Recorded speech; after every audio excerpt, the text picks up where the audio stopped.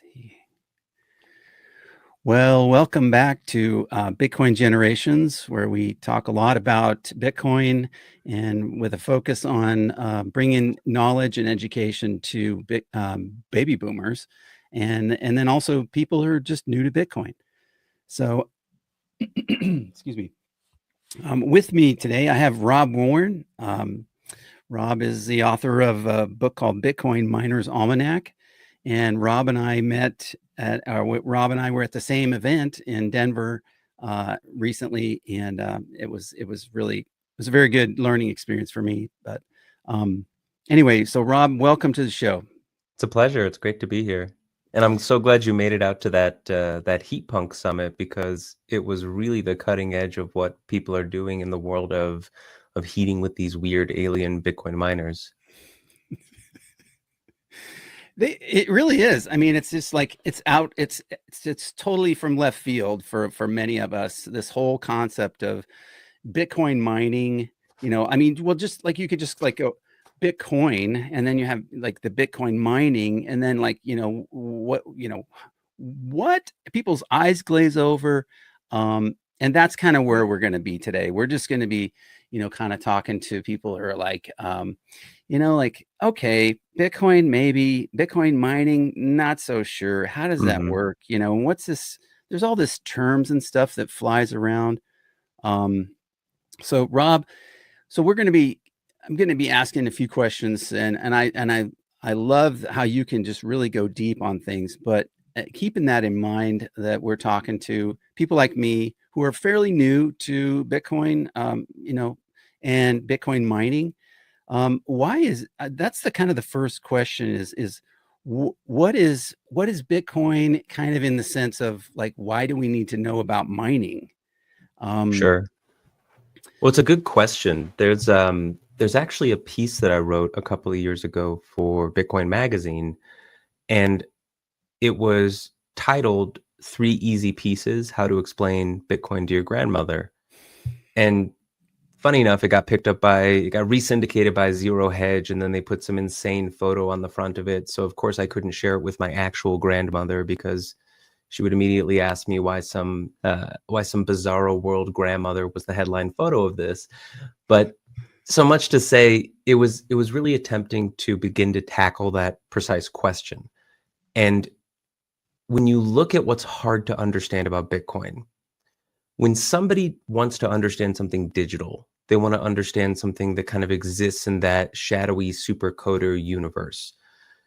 You don't understand it through the code, you understand it through your experiences with it. So if you think about something like a Facebook or an Instagram, you say, well, what's the innovation behind Facebook or Instagram? And you could go into the tech stack, and you could go into the brilliant minds that are using all of these various programming languages, and people will glaze over and immediately lose interest. But if you go to them and you say, hey, this Facebook thing is actually, it's going to be a place where somebody from your high school 45 years ago is going to set up a group, and then they're going to ping you, and you're going to reconnect and have such a lovely experience that you didn't even know that it was possible. Something like an Instagram where, oh, you can get an Instagram, and then your son or daughter is just going to send you photos of your grandkid that you can now look at on your cell phone. Heck yes, I don't care about the tech stack. Let me know what it does for me. Right. So this piece was really trying to address this idea in, how do you look at Bitcoin as a physical thing, a thing that you interact with? And you can break it down into three pieces, right? So there's what we often call the hardware wallet. It's where you keep a secret, and this secret allows you to sign transactions and then submit them to the network. And that secret, in a sense, is sort of the secret to your bank vault, the secret to your custody of Bitcoin. So you have to understand this physical thing in a sense, but it makes it easier. It makes it easier to understand holding a Trezor or a Ledger or a cold card in your hand and saying to yourself, oh, there's a secret on there, and that secret that I don't share with anyone allows me access to send this capital, this money, this weird Bitcoin thing that I myself am able to do. Nobody else can get a hold of it. Okay, so that's the first thing. Well, the second question is, well, how do I communicate to this network? Do I have to log into a website? Do I Do I have to go to a special web page that somebody's going to develop? Well, no, it's actually a little bit crazier than that. You could run the software yourself. You could run it on what we call a node. Well, what does that node do? What that node does is that it continuously receives the state of all the transactions that are happening all over the world. There's over 20,000 of them that are distributed across every country in the world, everywhere. It is totally permissionless as to who is allowed to run a node. And so you can set up your own node. You can set it up on an old laptop that you have. You can buy these very fun little pieces of technology that can go sit in your downstairs, your basement, right next to your router. You could buy a Start9 or an Umbrel. And that's just a computer that all it wants to do is talk to the Bitcoin network and get a sense of what's the current status of things. Who is sending transactions to who? You can almost think of it as your sort of basement accountant, who instead of just keeping an account of all of your transactions is also keeping an account of every transaction that's happening across the world. And this is a really powerful thing because it means if somebody wants to come and corrupt your accountant or break the law or do something illegal, they can't, because all of these 20,000 plus accountants have to stay in sync with each other. That's the rules of the game that they play. And if they fall out of coordination or consensus with those rules, as we call it in Bitcoin, they're simply not recognized. There's no slap on the hand. There's no, we're going to take you to the board or you're going to lose your license. It's simply, we just ignore you. We don't pay attention to you. It's a very, very powerful tool because it is a self-regulating tool. So, okay, that's two pieces. I can hold my Bitcoin through my wallet and I can send it. I have my secret. I have this computer, this kind of accounting ledger that I have in-house. And then there's this third piece, which is mining. And mining is really curious because it's doing something very alien on a very alien looking machine. But in practice, what it's doing is it is allowing, it's sort of the grease inside of this machine that allows it to function, because it is the mechanism that we use in Bitcoin to allow you to send those transactions, to allow you to actually update the state of those ledgers. And so, yeah, I'm happy to continue to explore the mining piece, which I think is most often out of those three pieces, probably the hardest to understand, the least understood, and just the most bizarre, because we historically in Bitcoin haven't really, at least from the inception of Bitcoin, we never envisioned what this world of mining would look like. It looks very different from what Satoshi or Hal Finney or the early Bitcoin contributors would have guessed. Absolutely. Well, I mean, I would say absolutely. I have no idea what they envisioned at first, but I know that they did mine initially on laptops, and then they That's went right. to GPUs. But from a high level, from my perspective, I mean, I've been a part of the generation that has seen cell phones roll out. I mean, in 1985, I remember, the big cell phone brick thing. In fact, a friend of mine had a stake in a cell phone area, that the FCC divvied out. And we saw the birth of the internet roll out. But you're exactly right over the target with this, the difficulty in understanding Bitcoin mining. And I know this much, right? I know this much. That's all I know. But I know smart people, and I know that, like, when the internet rolled out, we were all like, "Whoa, this is amazing. What is this thing?" And we're all like figuring this out. And then it's like it's another level of trust, if you will, to put your credit card information into this internet thing. And everybody's like, "No, they're going to take all your money. They're going to," and then, you have to go down this rabbit hole of figuring things out. So Bitcoin mining is very interesting because there's a lot of scary terminology and things like that. So let's just not worry about, for this moment, trying to define terms. That's something we can do somewhere else. But this concept that really intrigued me was the decentralization of Bitcoin mining, and why people like me and people like baby boomers and young people and everyone kind of needs to understand it at least enough to know that it's a good idea to have a Bitcoin miner, maybe a small one that's very affordable, or something. Somehow be a part of this decentralized network that is the Bitcoin network. Can you speak to that? Yeah, I think you bring up a really important modern risk, I would say, to the network. It's very real when you hear this thing about, okay, we have a powerful decentralized network, but it is becoming very centralized through mining. Well, the first question is, what does that mean? So it's worthwhile to understand a bit about what we are specifically talking about when we say miner centralization. So in the same way, when I set up a node, anybody in the world, anywhere can buy a Bitcoin miner. You can go to a number of websites today and you can buy a small Bitcoin miner. You can buy a large Bitcoin miner. You can buy an efficient Bitcoin miner. Efficiency just means that we count the work that a Bitcoin miner does in terahash. And if it does a lot of work for very little input, we call that more efficient, right? We measure it in joules per terahash. So Okay. what has happened in the mining world is that mining does this really interesting thing in the world, in practice, right? So let's ignore the Bitcoin protocol for a second. Yeah. In practice, Bitcoin mining puts a price on electricity. Now, that's kind of a bizarre thing to think about because we always think about the cost of electricity. I use electricity. I pay my bill. Maybe I switch a couple of light bulbs to make my house more efficient. Maybe I throw some solar panels on my roof to try to do something green and help out the whales. But Bitcoin mining in practice prices electricity. Now, what does that mean? It means that when I want to run a Bitcoin mining machine, I get very sensitive about where I plug it in. Why? Because if I plug it in somewhere where the cost of electricity is immense, 30 cents a kilowatt hour, that machine, once I plug it in, is going to do some work. And that work has a value. And if the value that that machine produces is less than what I paid to run it, well, it's a bad business. Nobody would want to run that business, a business that loses money every month.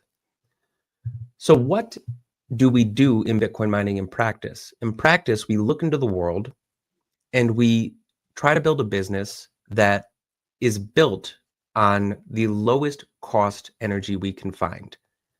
And this does some very weird things in practice, very unexpected things. So one of the first ones, a story just came out recently, a few stories actually, a company called Gridless Compute.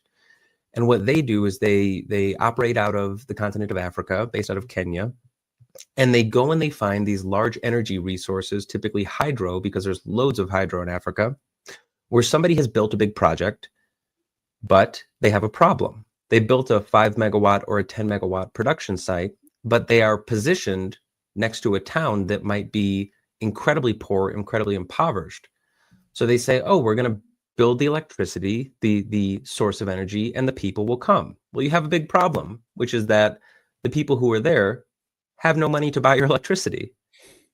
So Gridless Compute does something really interesting.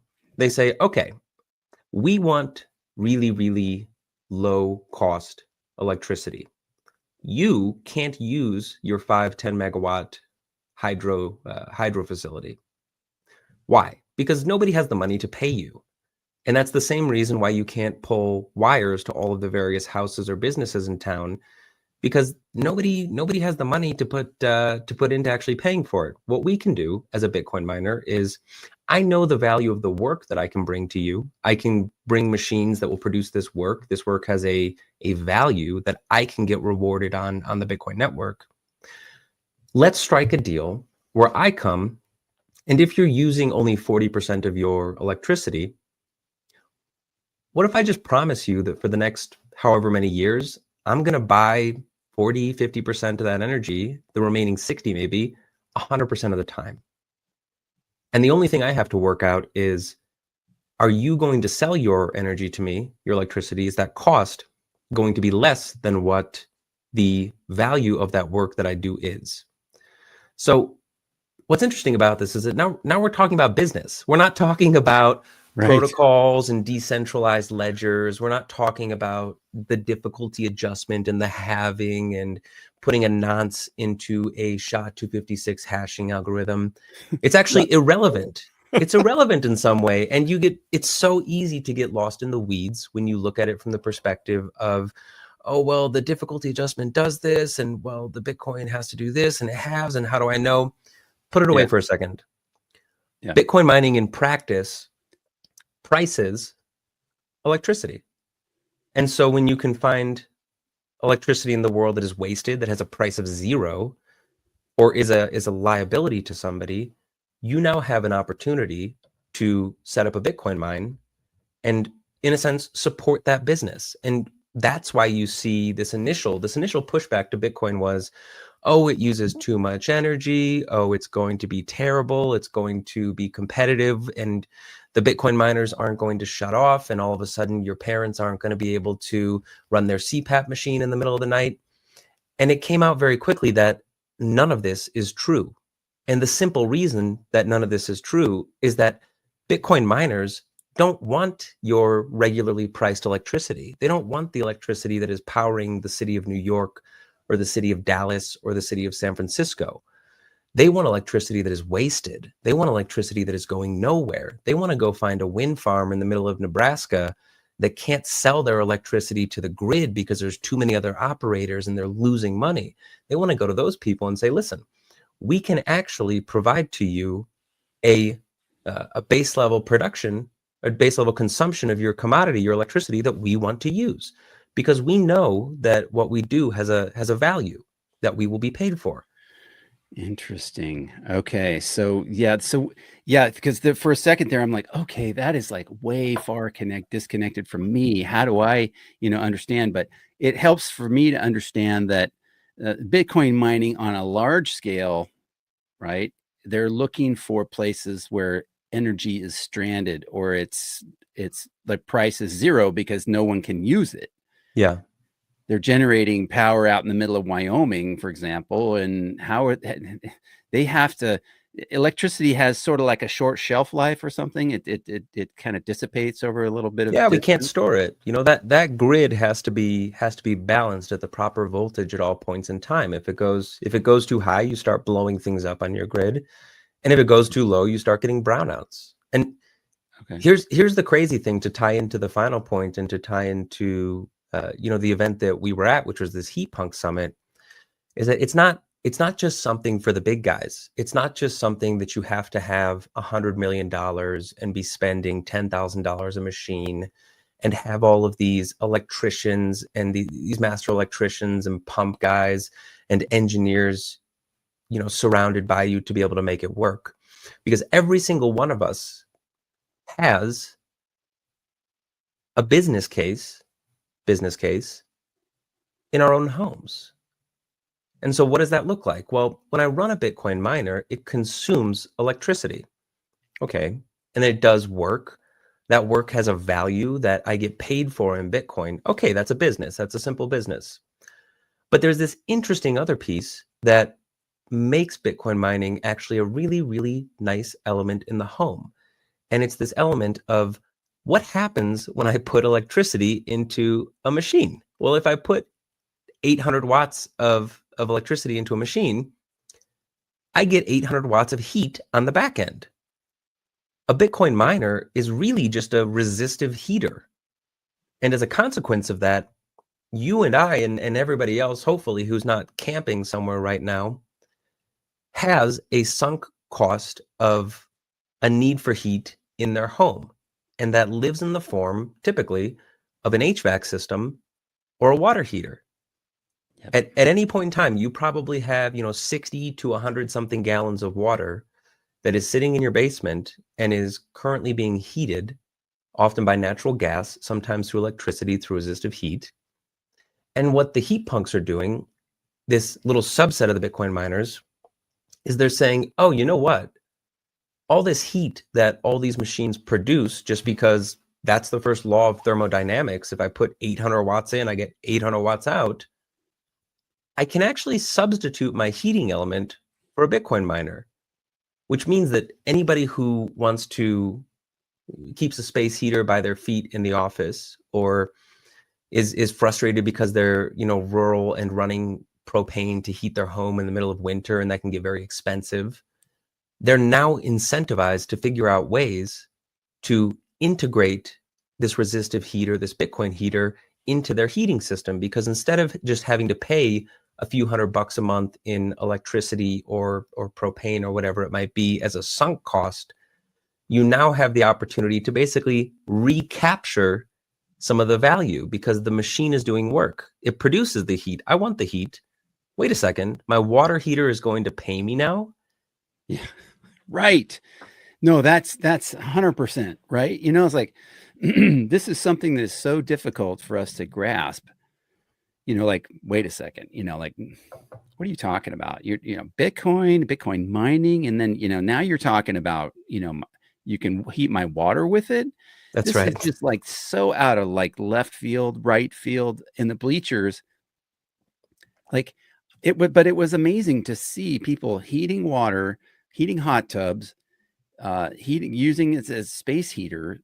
Uh, they're doing all kinds of things with this heat. And one thing I came away from that thing was heat is not a problem There in you the go. computing side of it, right? Heat Yeah, is a product and it can be used to do something else. So you have instead of a dumb heater, you have a smart heater, smart water heater, smart space heater, whatever. And it also actually mines Bitcoin too. that's right. And it's something that, you know, it's something that, you know, you say that you know, the older generation, they don't, oh, they struggle with the technology, or it might be hard to get. Well, there's a lot of folks in the older generation who have retired or are retiring and are in the process of building the house that they're going to live in for the rest of their lives.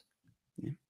And oftentimes, what are the kinds of things that they look at? They look at, well, maybe I want to run a warming loop through my front path and through my driveway because I'm going to get older. I don't want to be out there with a shovel throwing my back out when I'm 75 years old. So what does it cost to put in a heating loop, a heating system, a radiant system in my patio or my walkway? Yeah. Okay, what if I put a radiant system in my basement floor, and then it helps me save the costs of having this home run as I get older? There are companies today, you know, Softwarm LLC is a great example up in Idaho, that are building these very, very elegant systems on the contractor side of things where they're solving that exact problem. They go in, and when they build a house, they say, okay, well, you want to have these various heating systems. So two examples. One is the heating loop, the radiant heating that you might want on a driveway. Well, you know, we can actually do that, and then we can do you a few better. We can connect it also to your backup propane system. We can run warming loops around your backup propane system, because everybody knows when your propane is getting cold and your tanks are starting to get condensed and you're trying to squeeze that last little bit of heat out of it, you might install a heater on it. Well, hey, we can just use a Bitcoin heating system. Well, okay, well, if we've done that, let's just attach everything to a manifold. And now, okay, well, in the winter, you know, you want some heat. Why don't we just have a small heating system, or we can pump that heat, direct that heat from a manifold into your HVAC system? Okay, we can do that. Well, what about when summer comes? Well, do you have an air conditioning condenser sitting in the back of your house? Yeah. Okay, well, what we're going to do is right next to it, we're going to put a little dry cooler.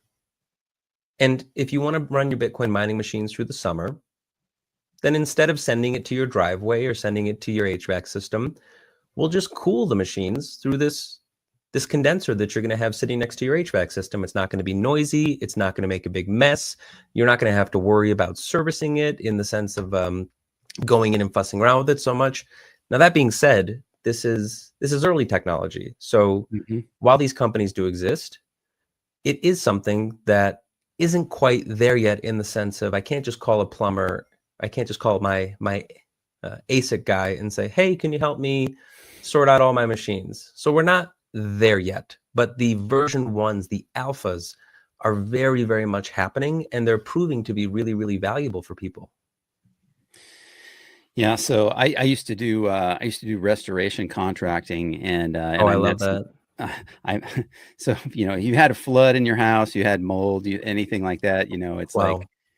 So the reason I went to that conference is, and I don't have a problem talking about this now because, but at the time, publicly, I didn't really want to mention this, but the reason I went there is because, when we dry out houses, we use heat and dehumidification, right? Yeah, So I didn't put the connection together until I was sitting here one day and I was thought, wait a second, and it's like ding, the little light went oh, on I and I was love like, that. well, that's a great use case because in our business, we would get paid by insurance and then we get paid.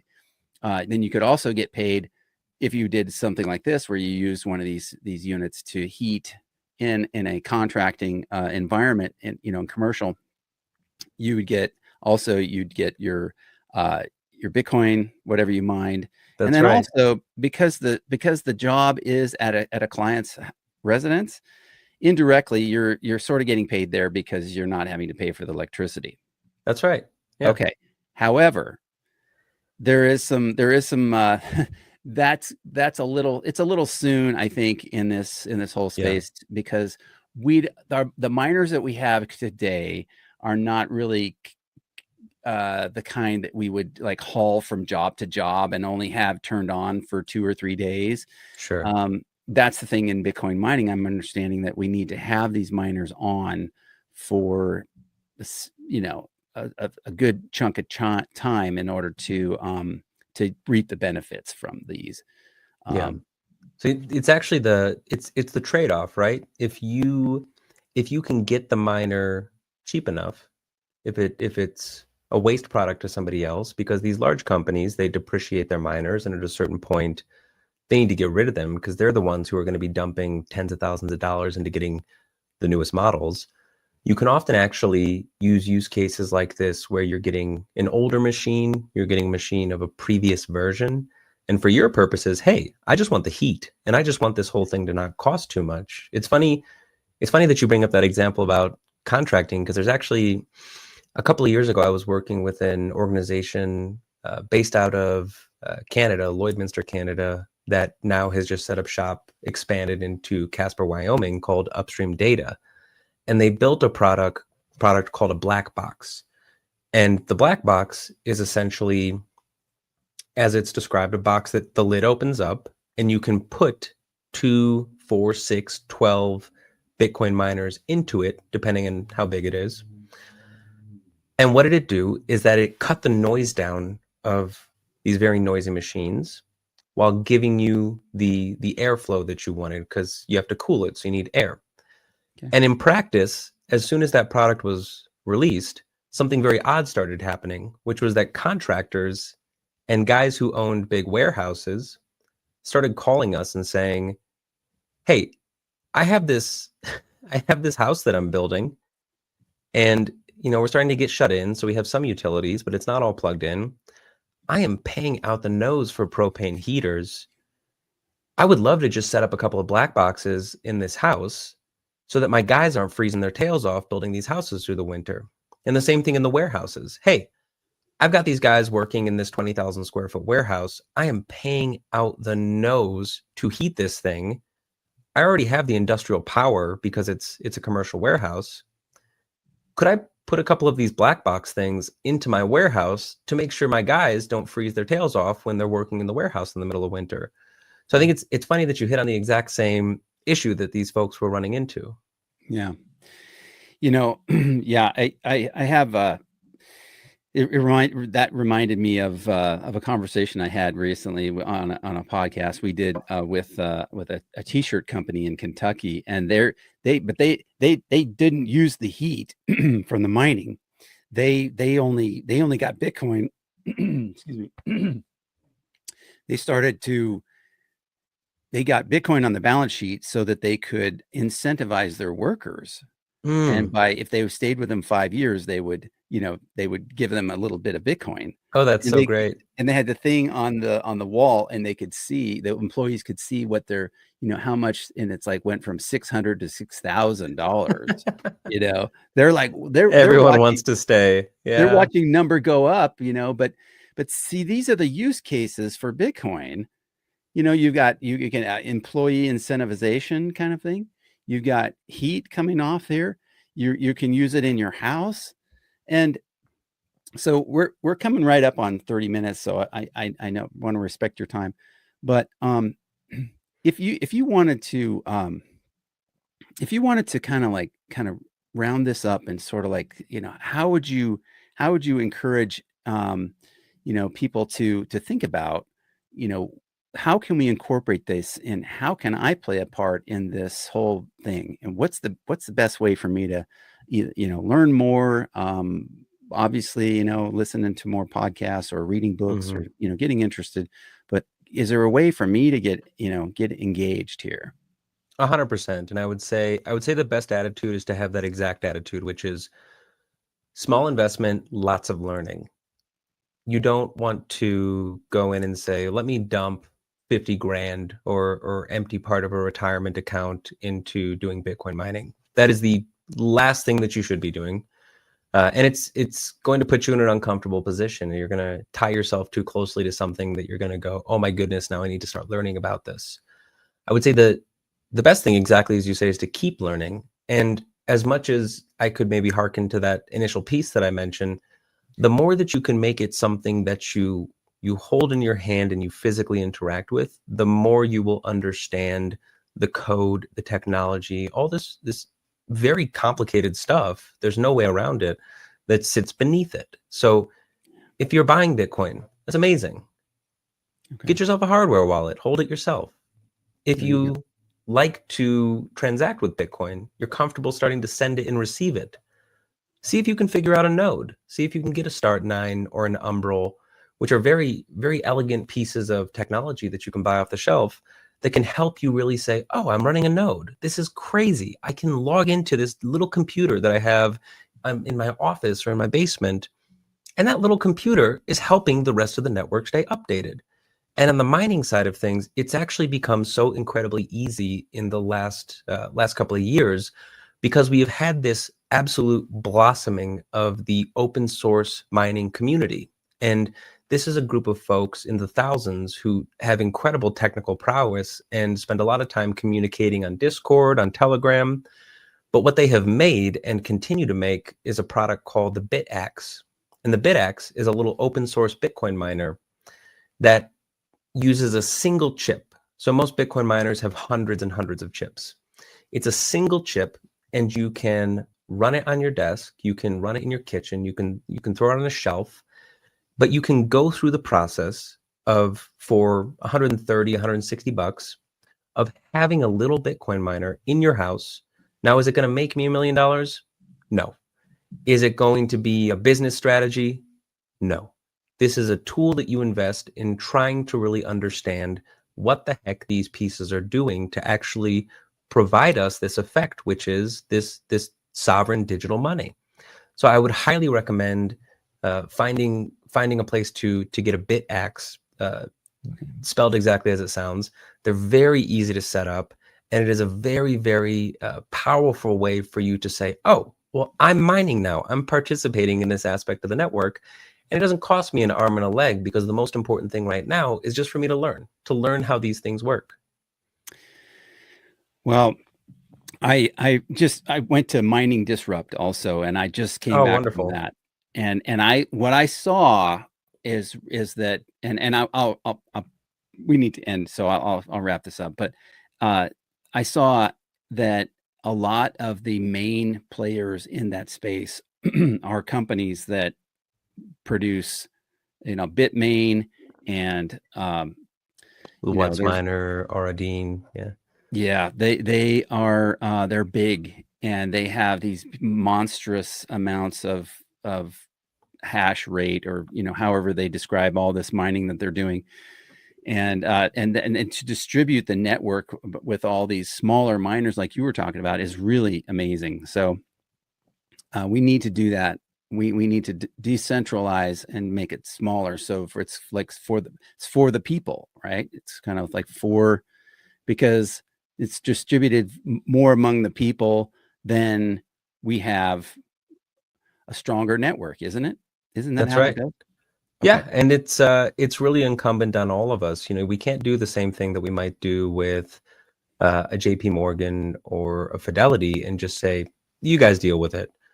Bitcoin, in some sense, demands that for it to really work in the way that we want it to work, which is peer-to-peer, individual, that we do the learning, that we invest the time to actually participate in it ourselves. Yeah. Great.